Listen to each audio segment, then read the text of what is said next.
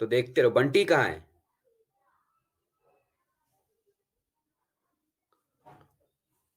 पता नहीं क्या हो गया उसको, आजकल क्लास में आता ही नहीं है, बहुत कम आता है वो। चलो कोई नहीं। तो फाइलम एनिलिडा के बारे में कुछ इंपॉर्टेंट कैरेक्टरिस्टिक फीचर्स ये रहे। पहला कैरेक्टरिस्टिक फीचर अगर मैं लिखूं तो ये एक्वाटिक भी हो सकते हैं और टेरेस्ट्रियल भी हो सकते हैं। मैं लिखूंगा फाइलम एनिलिडा के members, they may be aquatic, they may be aquatic. बताओ एक्वाटिक का मतलब? हाँ, एक्वाटिक का मतलब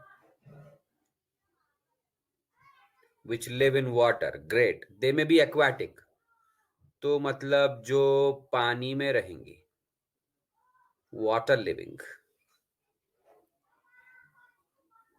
और टेरेस्ट्रियल।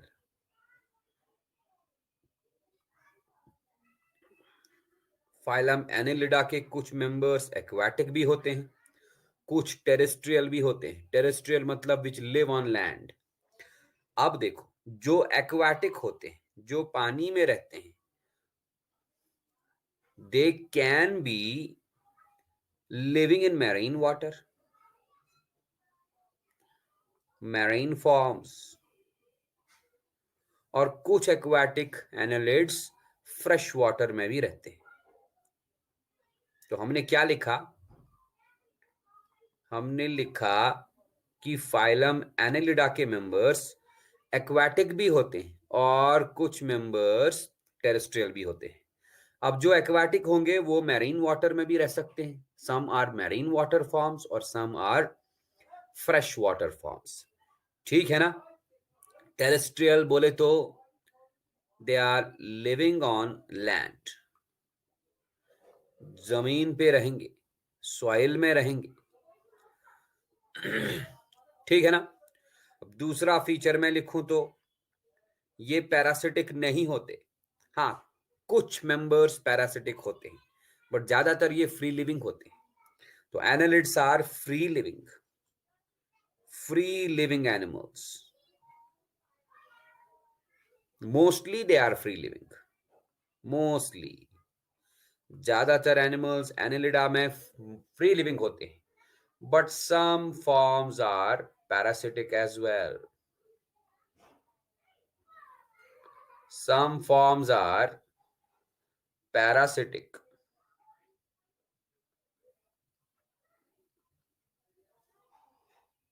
as well. ठीक है जी। तीसरा फीचर में लिखूं तो they exhibit organ system level of organisation. पढ़ा चुका हूं, organ system level of organisation.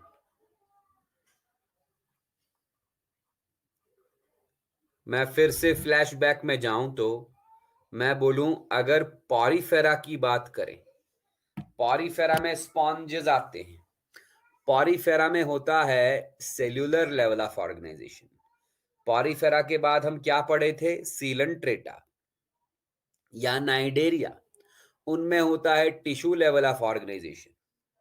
फिर मैंने कहा था टीनोफोरा, उनमें भी होता है tissue level of organisation. Then हमने प्लैटीहेल्मिन्थेस पढ़ा। प्लैटीहेल्मिन्थेस में ऑर्गन लेवल ऑफ ऑर्गेनाइजेशन होता है। उसके बाद मैंने कहा था एस्कहेल्मिन्थेस। एस्कहेल्मिन्थेस को हम निमेटोडा भी बोलते हैं। एस्कहेल्मिन्थेस के आगे जितने भी एनिमल्स आएंगे, एनिलिडा हो, आर्थ्रोपोडा हो या कोई और, उन सब में organ system level of organization ही होता है। ऑर्गन लेवल नहीं, ऑर्गन सिस्टम लेवल बोल रहा हूं।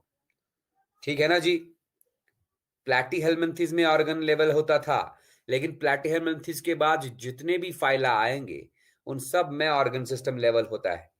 ऑर्गन सिस्टम लेवल स्टार्ट होता है एस्कहेल्मिन्थेस से। एस्कहेल्मिन्थेस के बाद आज एनालिडा पढ़ा रहा हूं, इनमें भी ऑर्गन सिस्टम लेवल ही होगा। So they are having organ system level of organization. चौथा फीचर देखो, बताओ सिमिट्री इनमें कौन सा होगा? कौन बताएगा? Tell me the symmetry.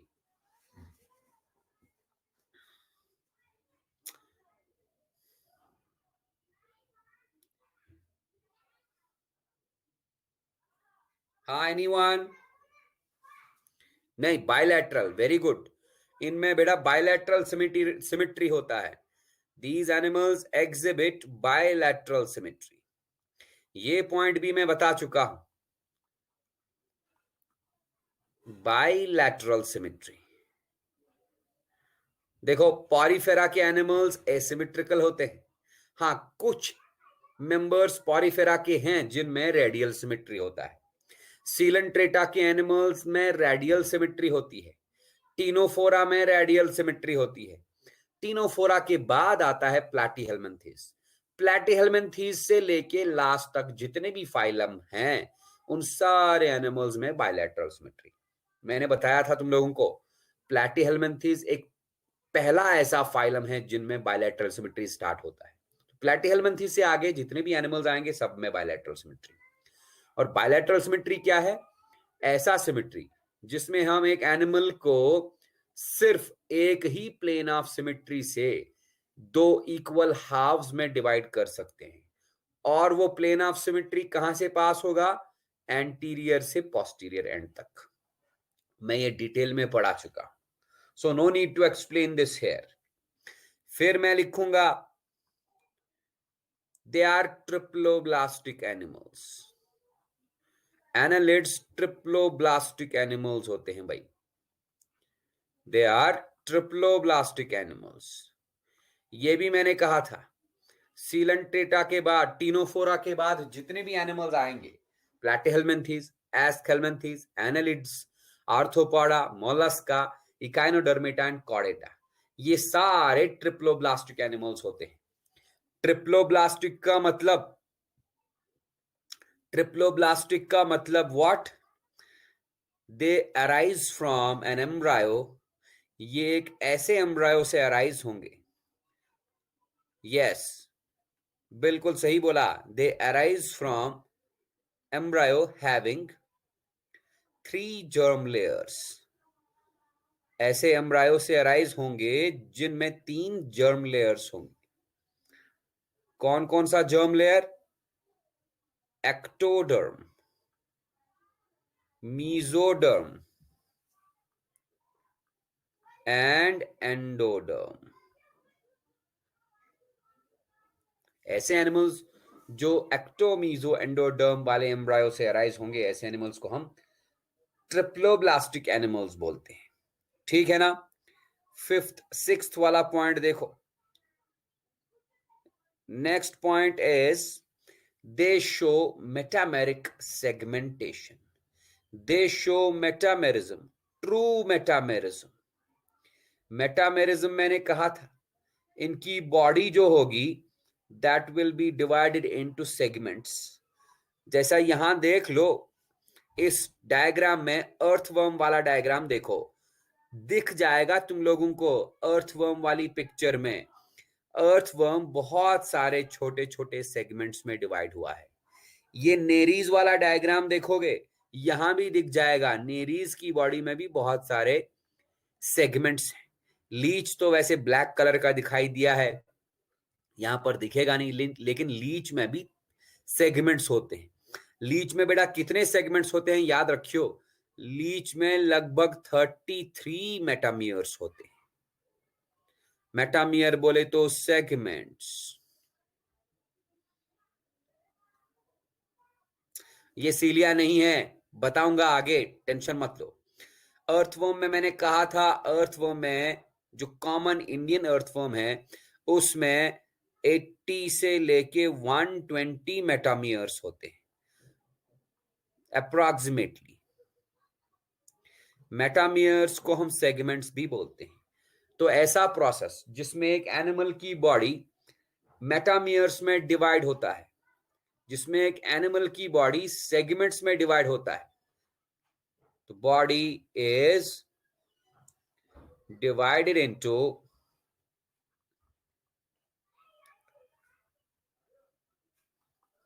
a number of true segments, number of true segments, ऐसे प्रोसेस को हम बेटा मेटामेरिज्म बोलते हैं या सेगमेंटेशन बोलते हैं। तुम लोग को बेटा याद होगा, मैंने इससे पहले भी सेगमेंटेशन बताया था जब मैंने प्लैटीहेल्मिन्थेस पढ़ाया था ना। प्लैटीहेल्मिन्थेस में मैंने तुम लोग को टेप वर्म बताया था, Taenia solium, pork tapeworm, Taenia saginata, beef tapeworm. Tapeworms की बॉडी में भी सेगमेंट्स होते हैं, उन सेगमेंट्स को हम प्रोग्लॉटिड्स बोलते हैं, लेकिन वो ट्रू सेगमेंट्स नहीं होते, they are false segments. False segments मतलब बाहर से सेगमेंट्स दिख रहे हैं बट अंदर से बॉडी डिवाइड नहीं हुआ, उन फॉल्स सेगमेंट्स को हम सीडो सेगमेंट्स बोलते हैं। इसीलिए मैंने कहा कि प्लैटीहेल्मिन्थेस वाले कुछ एनिमल्स में फॉल्स मेटामेरिज्म होता है, फॉल्स मेटामेरिज्म को सीडो मेटामेरिज्म बोलते हैं। लेकिन एनालिडा वाले मेंबर्स में अच्छे से मेटामेरिज्म होता है, ट्रू मेटामेरिज्म। मेटामेरिज्म बोले तो body is divided into a number of true segments, बाहर से भी सेगमेंट होंगे, अंदर से भी कंपार्टमेंट्स होंगे, ठीक है ना। मेटामियर्स की वजह से ही, सेगमेंट्स की वजह, सेगमेंट्स को हम मेटामियर्स भी बोलते हैं। It is because of this metamerism इनका नाम एनालिडा पड़ा है, राइट। देखो, मेटामियर की वजह से ही इनका नाम एनालिडा पड़ा है, right. It is because of metamerism the name Annelida was given to this group of animals, क्योंकि एनालिडा वर्ड जो है ना, एनालिडा, ये निकला है एन्युलस में। एन्युलस का मतलब है रिंग लाइक सेगमेंट, ठीक है ना जी, इतना सही है ना। तो एक काम करो बेटा, यहां तक स्क्रीनशॉट लेके डन कर दो एक बार मुझे।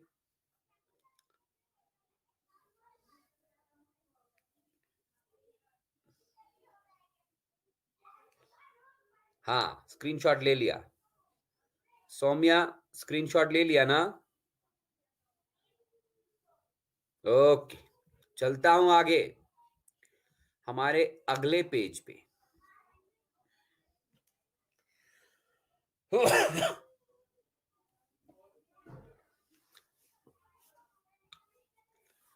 देखो भाई, एक और डायग्राम में लाऊंगा।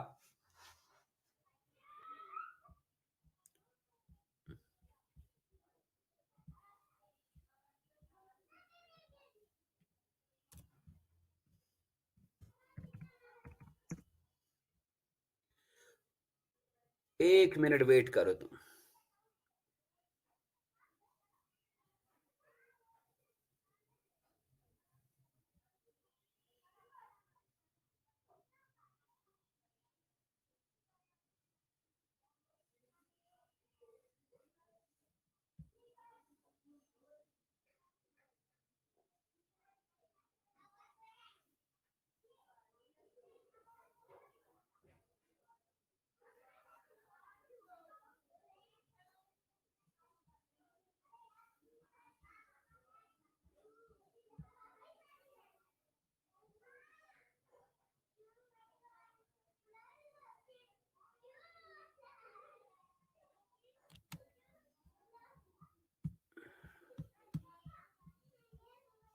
ये मैंने यहां पर डायग्राम डालना है।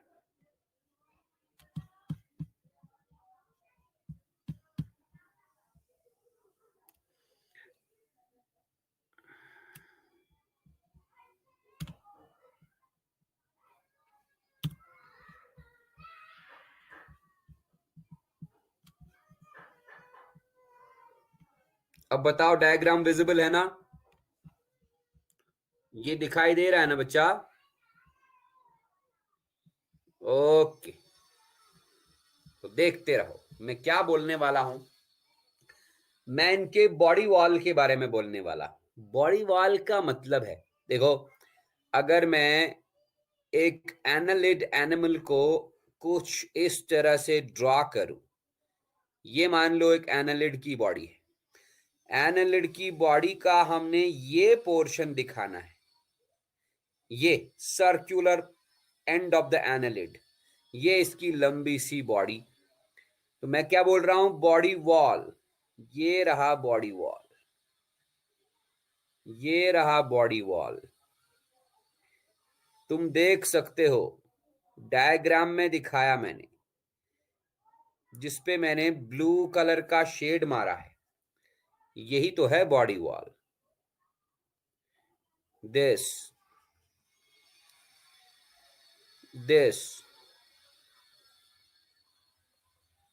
तो this is none other than body wall.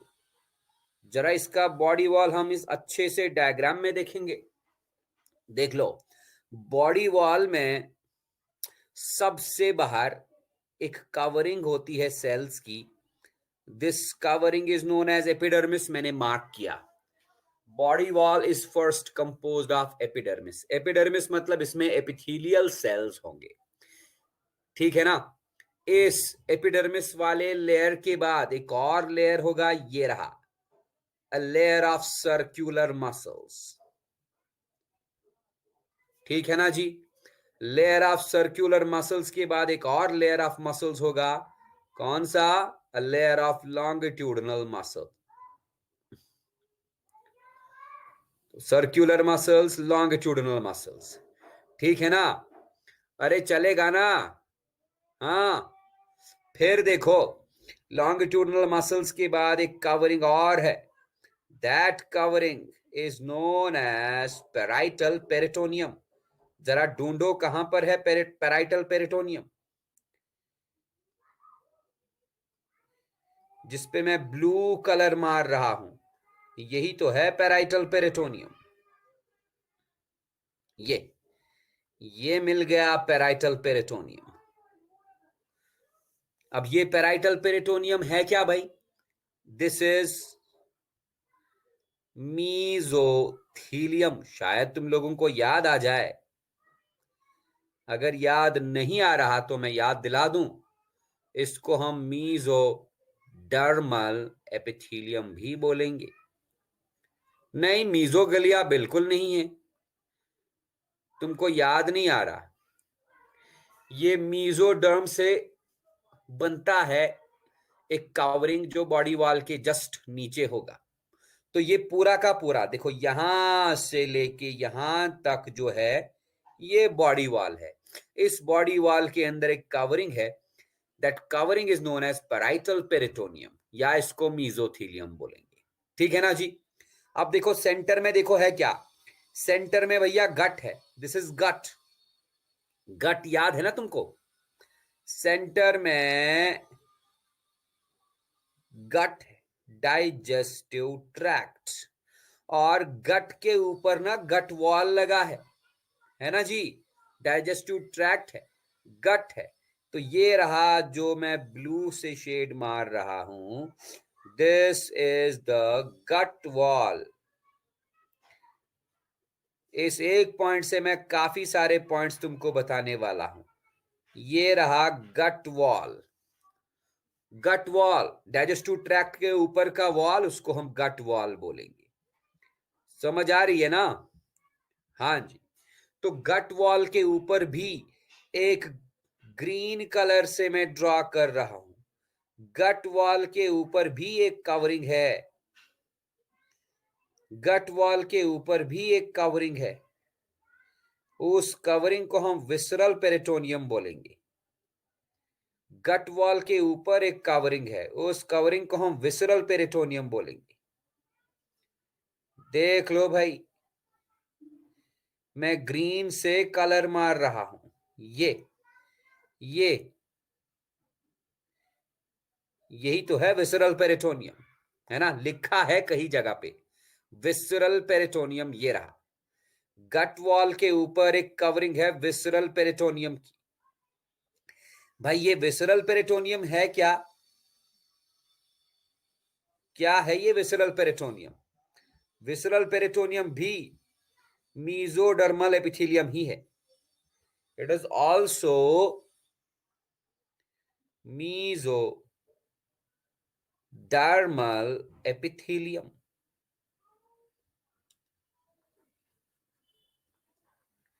Mesodermal epithelium अब तुम देख लो, बॉडी वॉल के नीचे भी एपिथेलियम, जिसको हम पैराइटल पेरिटोनियम बोलते हैं, और गट वॉल के ऊपर भी एपिथेलियम, जिसको हम विसरल पेरिटोनियम बोलते हैं। इस पैराइटल पेरिटोनियम और विसरल पेरिटोनियम के बीच में एक स्पेस है, इसके बीच में एक स्पेस है, हालांकि यहां पर दिखाया नहीं है, उस स्पेस पे सेप्टम लिखा है।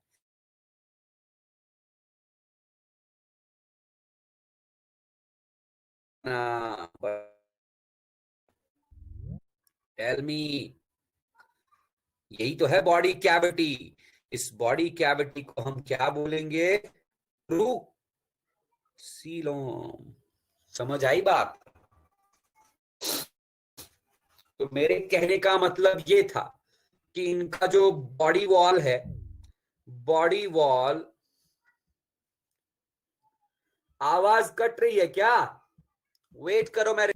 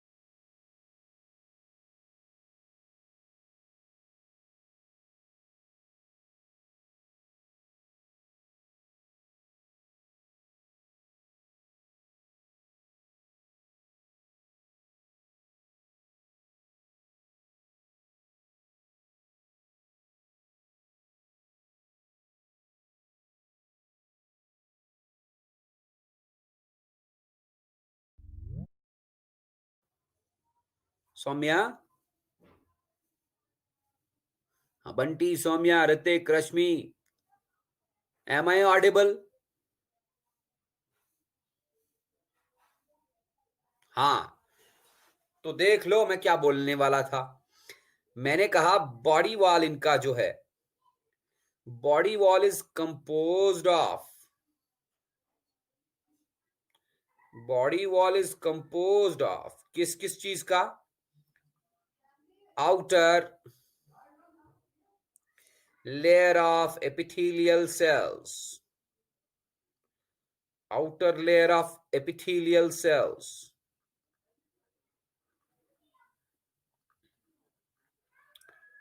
इस outer layer of epithelial cells को हम क्या बोलते हैं?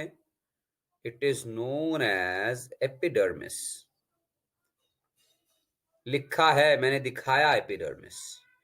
उसके बाद a layer of which muscles, circular या longitudinal? a layer of circular muscles।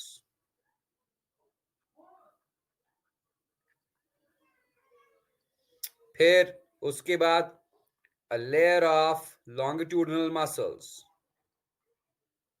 a layer of longitudinal muscles।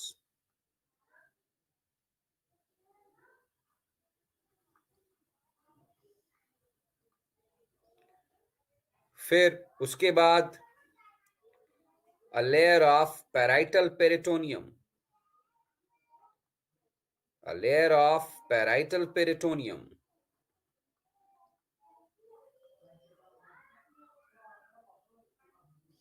यहां अगर बताऊं, देख लो, पैराइटल पेरिटोनियम के बाद एक गैप है, गैप के सेंटर में गट है, गट के ऊपर गट वॉल, और गट वॉल के ऊपर भी है विसरल पेरिटोनियम। तो विसरल पेरिटोनियम और पैराइटल पेरिटोनियम के बीच में जो गैप है, वही गैप है ट्रूसीलोम। ठीक है, यहां तक क्लियर है ना बेटा? इसका स्क्रीनशॉट लेके मुझे रन कर दो।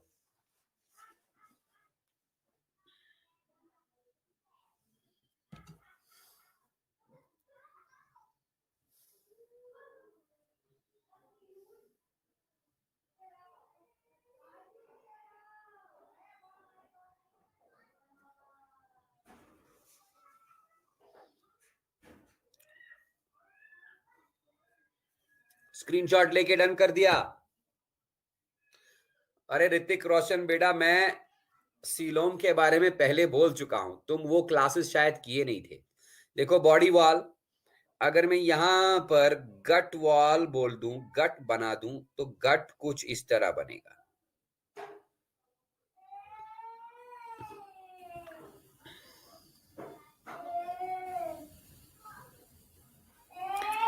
देखो ये रहा गट, बॉडी वॉल और गट वॉल। बॉडी वॉल के नीचे मैंने कहा था एक विसरल सॉरी पैराइटल पेरिटोनियम होता है, तुम उस डायग्राम में पैराइटल पेरिटोनियम ढूंढ सकते हो। और गट वॉल के ऊपर मैंने कहा विसरल पेरिटोनियम होता है। ये रहा गट वॉल, इसके ऊपर विसरल पेरिटोनियम है। बॉडी वॉल के जस्ट नीचे पैराइटल पेरिटोनियम है।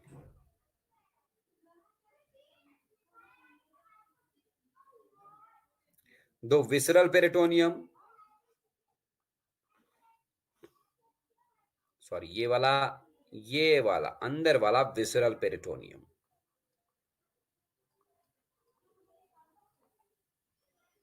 और ये वाला है पैराइटल पेरिटोनियम। दोनों पेरिटोनियम क्या है? They are the derivatives of mesodermal epithelium. Parietal peritoneum, तो विसरल पेरिटोनियम और पैराइटल पेरिटोनियम के बीच में जो गैप है, यही गैप तो है ट्रू सीलोम। ये वाले डायग्राम में पूछ रहे हो तो मैं बता दूंगा।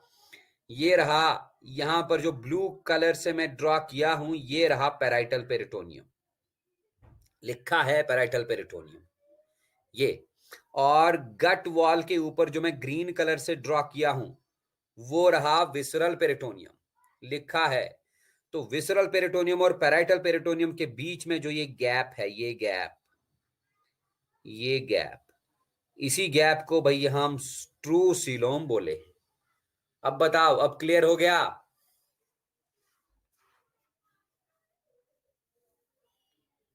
अब क्लियर हो गया ना? हाँ ऋतिक, जल्दी बोलो भाई।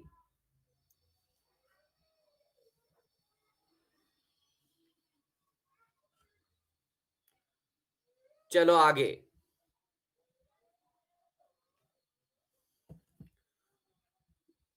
तो भाई ध्यान से देखोगे तो मैं क्या बोलने वाला था।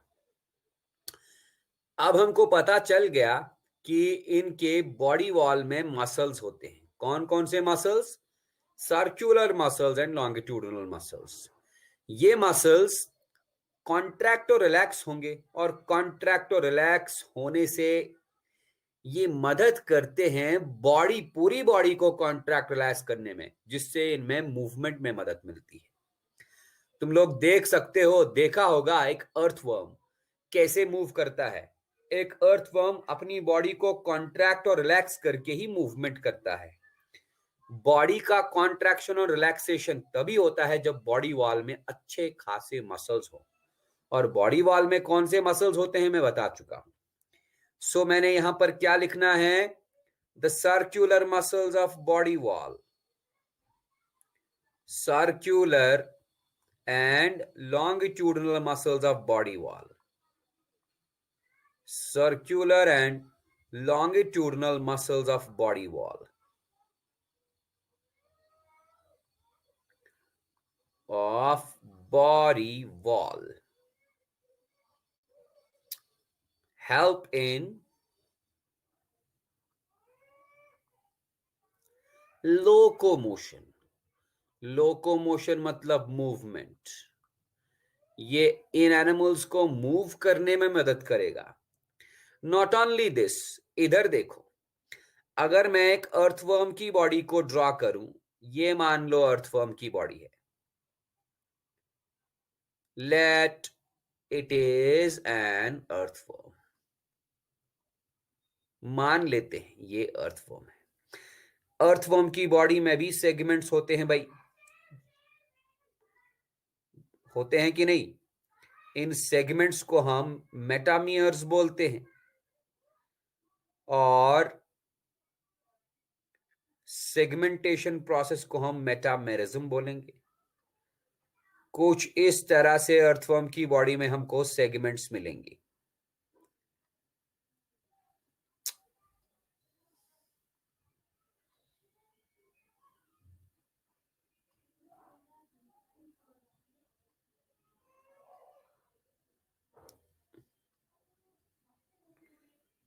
ठीक है ना?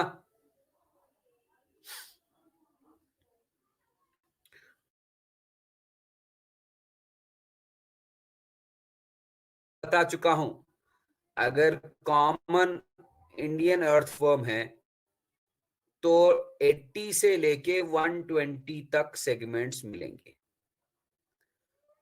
ओके, अर्थवर्म को बहुत ध्यान से देखोगे, मैग्नीफाइंग ग्लास लगा के देखोगे, तो तुम लोग को पता चलेगा कि हर सेगमेंट के सेंटर में जब अर्थवर्म चलता है ना, तो पेट के बल हर सेगमेंट के सेंटर में एक बहुत ही पतली लाइन होती है। हर सेगमेंट के सेंटर में पेट के बल एक पतली सी लाइन होती है। ये लकड़ी कलर का, ब्राउन कलर का पतला सा लाइन होता है हर सेगमेंट के सेंटर में। इन पतली सी लाइंस को, थिन लाइंस को, जो कि हर सेगमेंट के सेंटर में होती हैं, बेटा इन थिन लाइंस को हम सीटा बोलते हैं। एक को सीटा बोलेंगे, मल्टीपल नंबर को, प्लूरल नंबर को सीटी बोलेंगे। ये रहा सीटा। लेकिन बहुत सारे हैं तो बहुत सारों को एक साथ हम सीटी बोलेंगे। ये सीटी किस चीज के बने होते हैं? Setae are composed of chitin. They are chitinous in nature. भाई अब ये काइटिन है क्या? मैंने कहा सीटी काइटिन के बने होते हैं। They are chitinous in nature. And what is this chitin? Chitin क्या है? मतलब सीटी आर कंपोज्ड ऑफ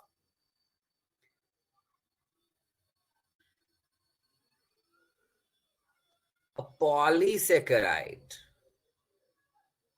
देखो, सेलुलोज एक पॉलीसेकेराइड है, ग्लाइकोजन एक पॉलीसेकेराइड है, उसी तरह काइटिन भी एक पॉलीसेकेराइड है।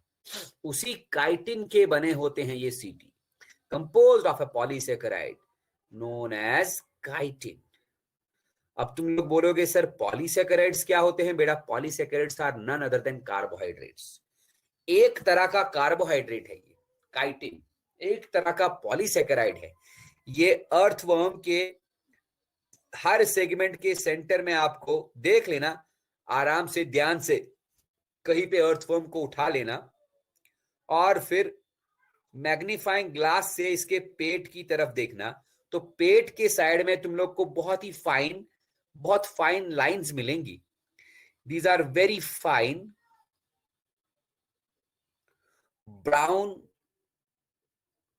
brownish line like structures. These fine brownish lines are known as CT. CT are composed of chitin. ठीक है ना? ये CT क्या काम करते हैं भाई? They help them in locomotion. ये भी लोकोमोशन में मदद करेंगे। लोकोमोशन बोले तो मूवमेंट।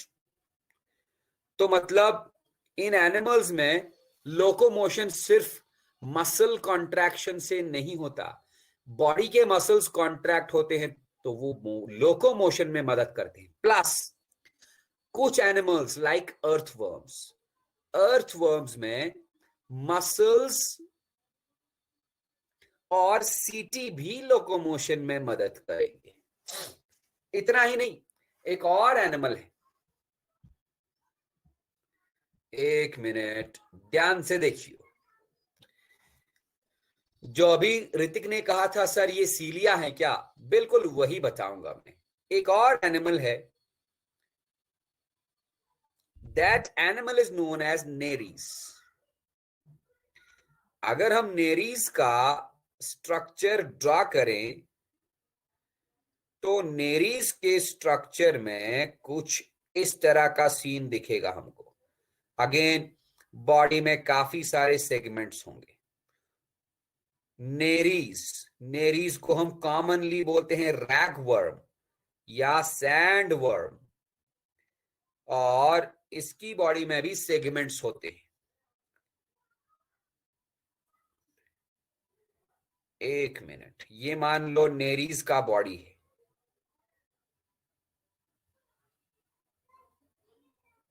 ये मान लो नेरीज का बॉडी है, तो नेरीज की बॉडी में भी काफी सारे सेगमेंट्स होंगे लाइक दिस।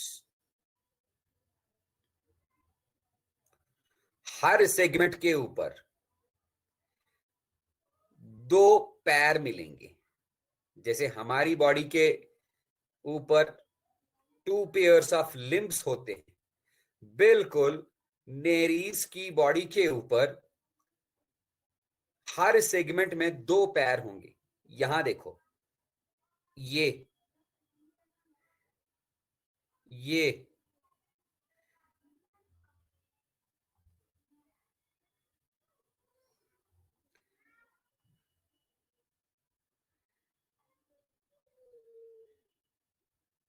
बट इनको हम पैर नहीं बोलते, they are known as parapodia.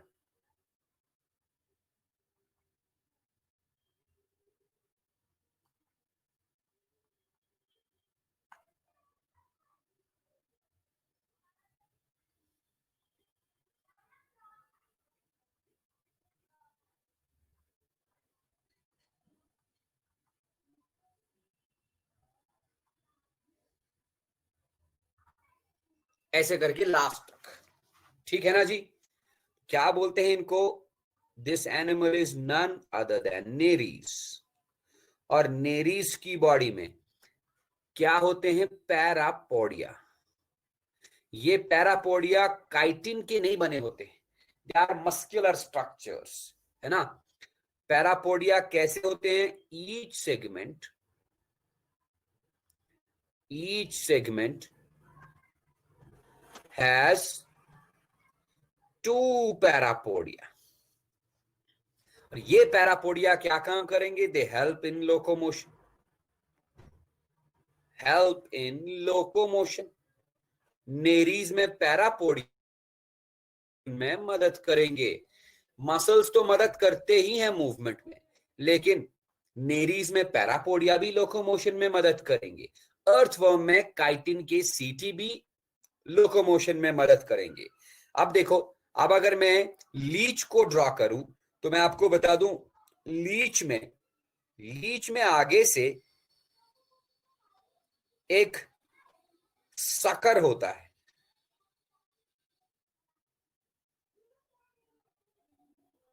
Leach के माउथ में एक सकर होता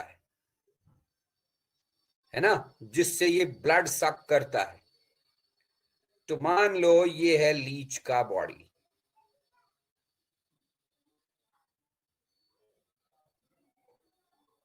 और लीच की बॉडी पे पीछे से भी सकर होता है। This is the sucker, anterior sucker और पोस्टीरियर सकर। प्लस लीच की बॉडी में भी बहुत सारे सेगमेंट्स मिलेंगे।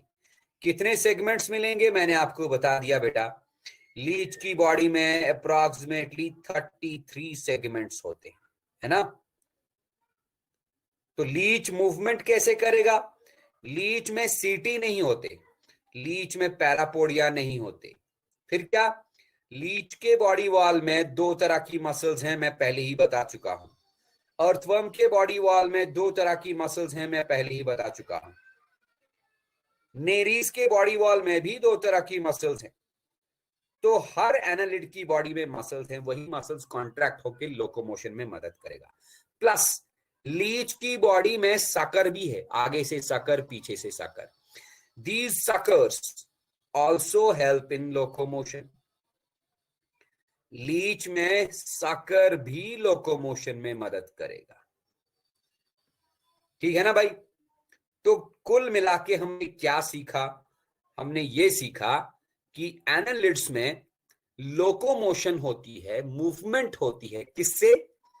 जब लॉन्गिट्यूडनल और circular muscles of the body contract करते हैं, they help in locomotion. Plus they also have some locomotory structures. Annelids में कुछ लोकोमोटरी स्ट्रक्चर्स भी होते हैं. लोकोमोटरी स्ट्रक्चर्स मतलब जो मूवमेंट करने में मदद करेंगे. कौन से लोकोमोटरी स्ट्रक्चर्स होते हैं? लाइक सीटी. सीटी किन में? सीटी इन अर्थवर्म्स. सीटी काइटिन के बने होते हैं. Like parapodia. पैरापोडिया किन में? पैरापोडिया नेरीज में. पैरापोडिया मस्कुलर स्ट्रक्चर्स होते हैं. And like suckers. सकर्स किन में? लीचेस में.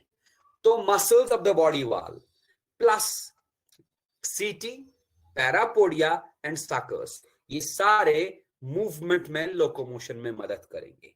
बताओ इसमें कोई दिक्कत है क्या?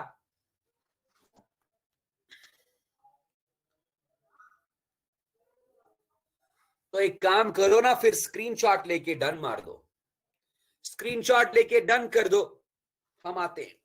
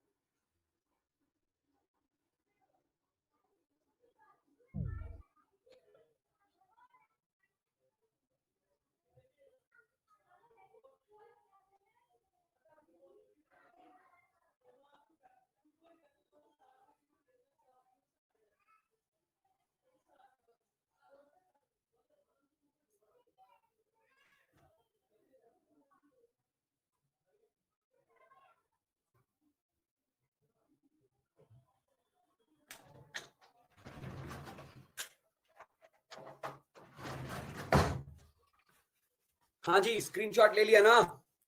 तो हम चलें फिर अगले पेज पे. तो चलते हैं अगले पेज पे.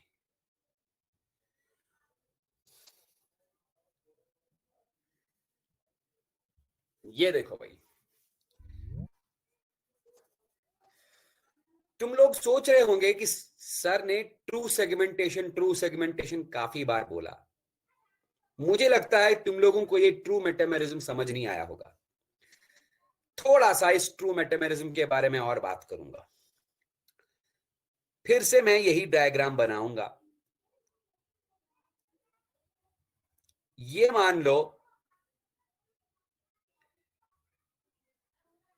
लेट जनरल में ये एक एनालिड एनिमल है. ये रहा इस एनालिड का गट.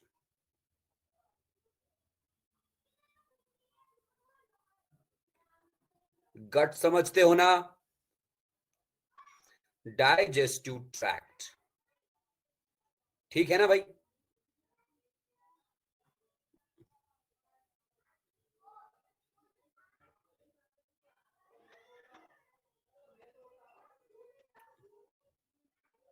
ओके, देखो मैं क्या करने वाला. अगर मैंने कहा कि यहां से यहां तक एक सेगमेंट है बॉडी में, तो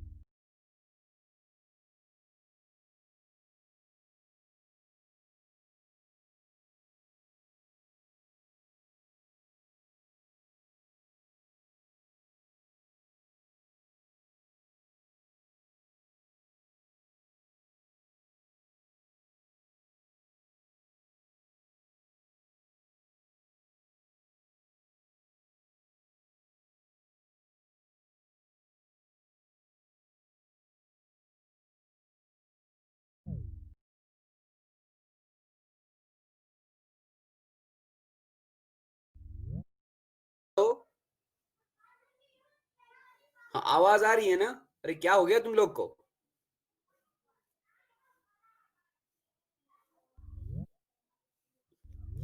तो क्या बोलने वाला था मैं?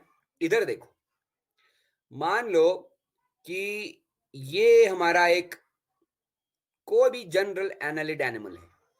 अर्थवर्म ले लो या लीच ले लो, नीरीज ले लो, कोई भी एनिमल। जनरल में ये एक एनिमल है। कौन सा animal? Let this is an annelid.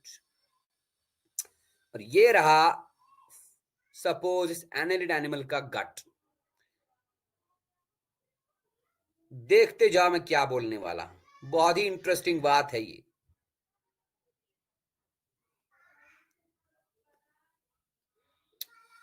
Late यहां से यहां तक एक सेगमेंट है, ये रहा बॉडी में एक सेगमेंट।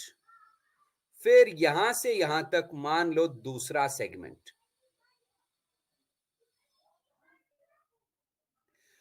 तो सेगमेंट मतलब बाहर से सेगमेंट दिखाई दे रहा है, लेकिन अंदर से ये पार्टीशन है। इस पार्टीशन ने अंदर से भी एनिमल की बॉडी को डिवाइड करके कमरे बनाए हैं, कंपार्टमेंट्स बनाए हैं। बाहर से सेगमेंट दिखाई दे रहा है, लेकिन अंदर से ये सेगमेंट्स बॉडी को डिवाइड करके रखे हैं इनटू कंपार्टमेंट्स, इनटू चेंबर्स। समझ रहे हो बात? बाहर से अगर सेगमेंट है, अंदर से बॉडी डिवाइड हुआ है into as many compartments as there are segments। मतलब कहने का यह है कि ये रहा एक compartment,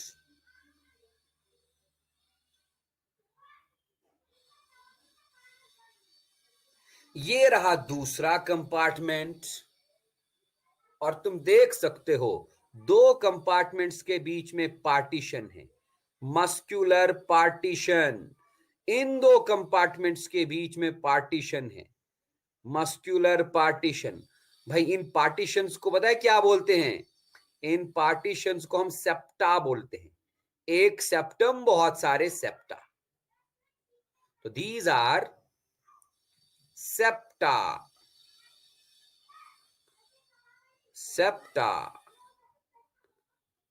what they do? Septa काम क्या करते हैं? दे सेपरेट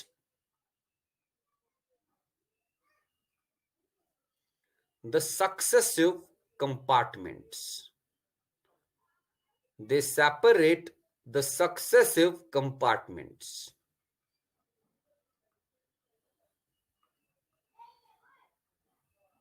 क्या समझे?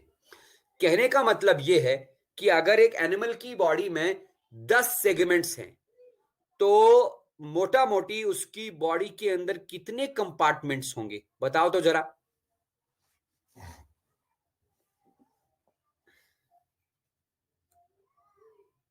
भाई तुम लोग को आवाज आ रही है ना मेरी? अगर एक एनिमल की बॉडी में 10 सेगमेंट्स हैं, तो अंदर से उसकी बॉडी में 10 कंपार्टमेंट्स होने चाहिए। सिंपल सी बात है। और उन 10 कंपार्टमेंट्स को सेपरेट करके रखा है किन्होंने? मस्कुलर पार्टीशंस ने। इन्हीं मस्कुलर पार्टीशंस को हम सेप्टा बोलते हैं।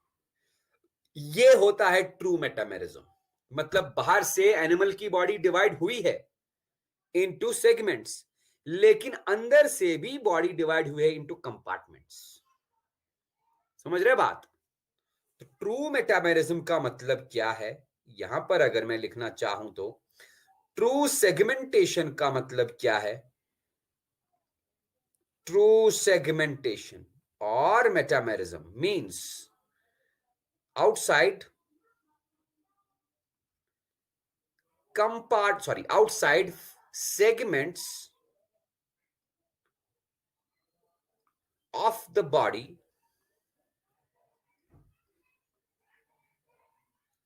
correspond to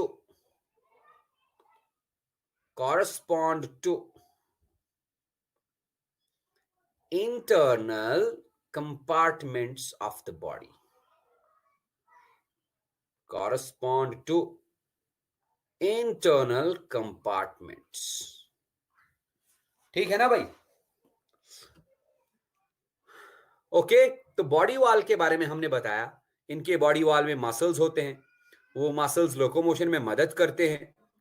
not only this, locomotion में मदद करते हैं पैरापोडिया एंड काइटिनस सीटी एज वेल। ठीक है ना? जो मैंने पैरापोडिया बताया, पैरापोडिया बेटा नेरीज में होते हैं, लेटरल अपेंडेजेस हैं, हर सेगमेंट में 2 पैरापोडिया, और ये पैरापोडिया नेरीज को स्विमिंग में मदद करते हैं। व्हाई? बिकॉज नेरीज पानी के पास रहता है, it is an aquatic analyte. ठीक है ना? अब देखो नेक्स्ट वाला फीचर, इनमें सर्कुलेटरी सिस्टम होगा।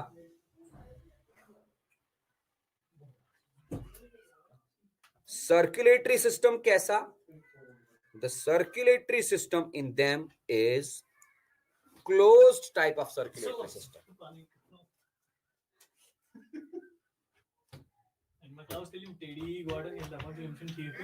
Circulatory system is of closed type. मुझे कौन बताएगा closed type of circulatory system क्या होता है? मैं पढ़ा चुका हूं ये, टेल मी।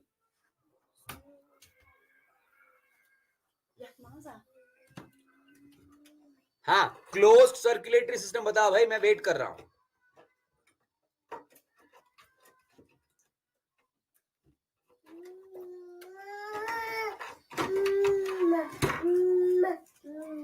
अरे कहां गए तुम लोग, कहां चले गए? हाँ, बंटी, ऋतिक, रश्मि, सौम्या, कोई एक बंदा बता दो भाई। ब्लड इज सर्कुलेट, तो सर्कुलेटरी सिस्टम में तो ब्लड सर्कुलेट करेगा ही ना। ब्लड नर्व्स में फ्लो होता है, नर्व्स में, तेरी नर्व्स में ब्लड फ्लो होता है। अरे बंटी, तुम तो ऐसी बात मत करो यार, तुमने तो पहले से सारी क्लासेस की है। अब सुनो, देखो closed type of circulatory system में क्या होता है। सबसे पहले हम बात करेंगे सर्कुलेटरी फ्लूइड की। सर्कुलेटरी फ्लूइड,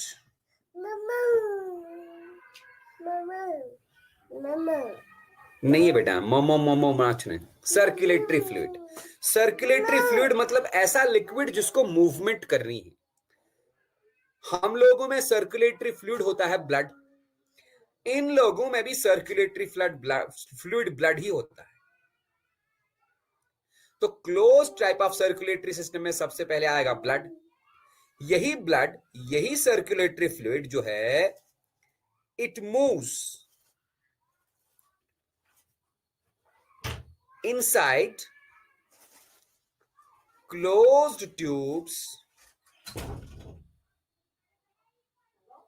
known as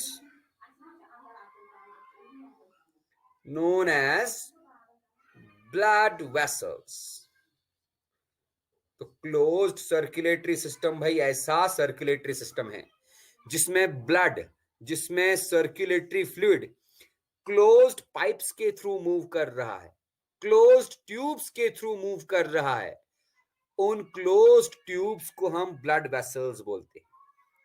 हम लोगों में भी क्लोज्ड सर्कुलेटरी सिस्टम होता है, इनमें भी क्लोज्ड सर्कुलेटरी सिस्टम होता है। मतलब ब्लड जो होगा, blood will be moving inside certain tubes, those tubes are known as blood vessels. है ना? समझ आई बात? दूसरी बात तुम याद रखोगे सर्कुलेटरी, क्लोज्ड सर्कुलेटरी सिस्टम के बारे में, क्या? देखते जाओ।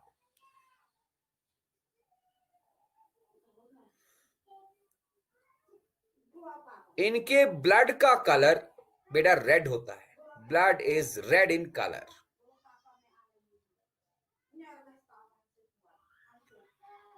Blood is red in colour. अच्छा, हमारे ब्लड का कलर कैसा होता है जरा बताओ मुझे।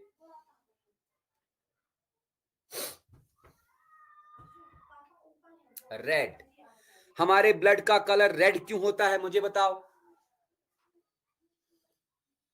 नहीं, क्यों होता है रेड, मुझे ये बताओ।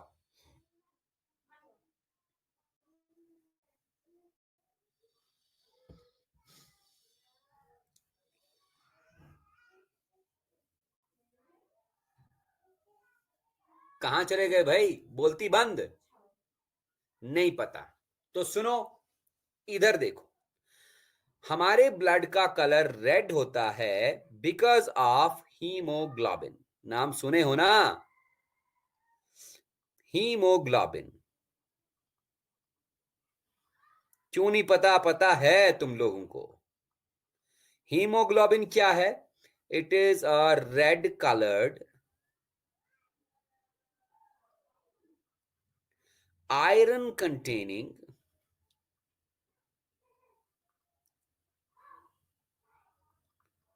protein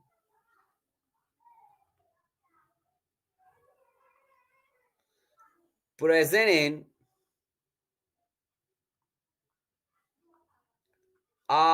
RBCs in higher animals।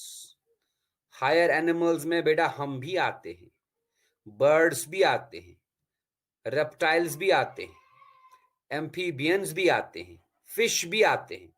तो हायर एनिमल्स में आरबीसीज होती हैं। Do you know RBCs?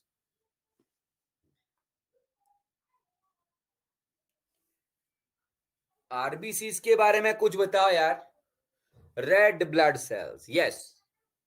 तो हमारे ब्लड में, हायर एनिमल्स के ब्लड में आरबीसीज होती हैं, डब्ल्यूबीसीज होती हैं, व्हाइट ब्लड सेल्स, प्लेटलेट्स होती हैं, है ना। लेकिन जो आरबीसीज होती हैं, आरबीसीज के अंदर एक रेड कलर का आयरन कंटेनिंग पिगमेंट होता है, आयरन कंटेनिंग प्रोटीन होता है जिसका नाम है हीमोग्लोबिन।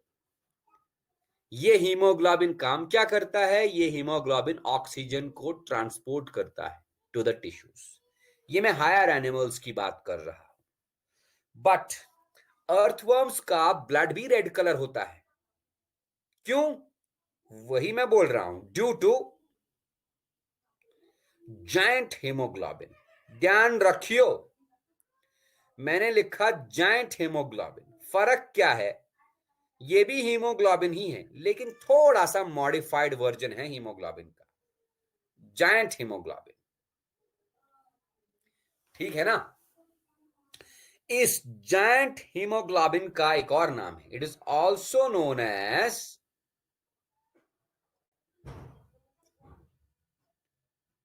चलो वो वाला नाम मत ही लिखो, जायंट हीमोग्लोबिन याद रखो।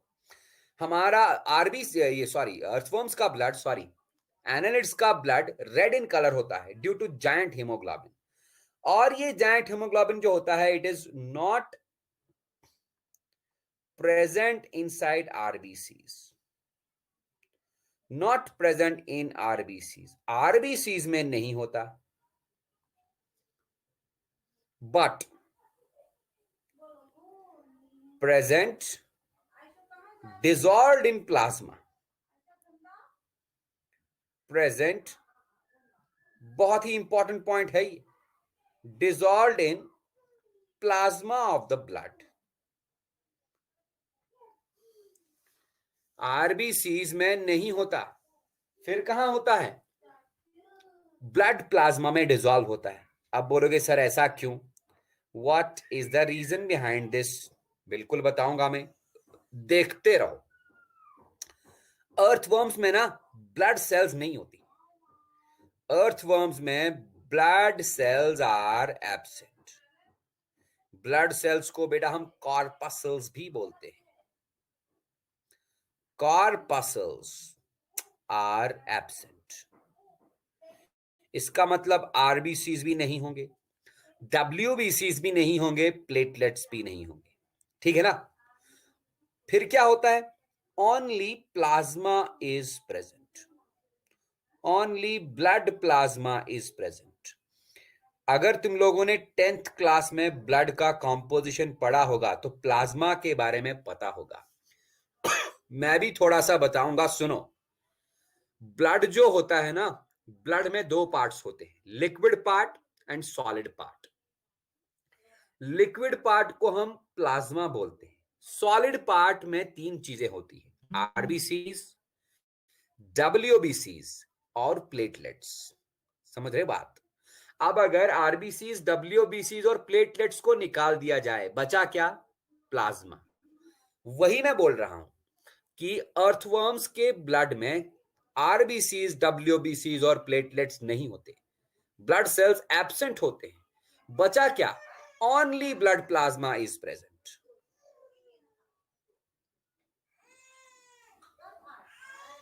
किन में? अर्थवर्म्स में।